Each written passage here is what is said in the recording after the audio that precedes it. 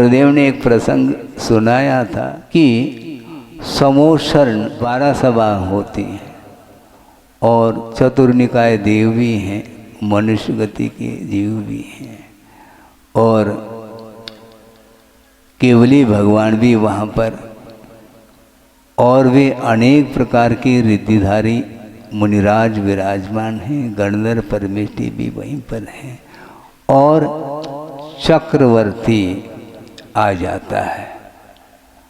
तो आदर की दृष्टि से एक सामान्य व्यक्ति ने उनके लिए आदर स्वरूप हाथ जोड़ा।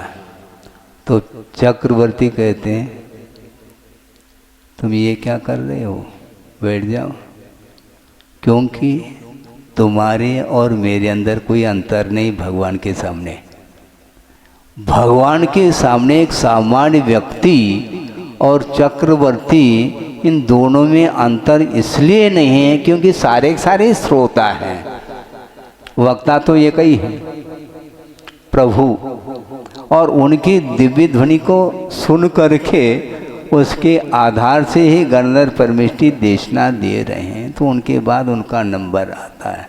अपन सारे सारे श्रोता हैं, चाहे बड़े और छोटे की परिकल्पना क्यों करते हो।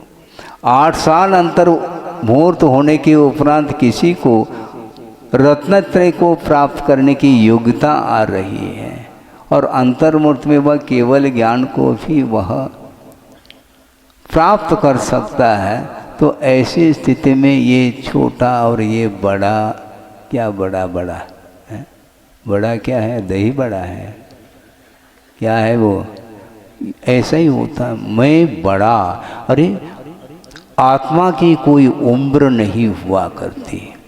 मैं 80 साल का हूँ तो ठीक है, और आज मान लो एक बालक का जन्म हुआ है, वह कहता है मैं पिछले जन्म में बुजुर्ग था, तुमसे भी बड़ा था मैं, तो अब क्या करोगे।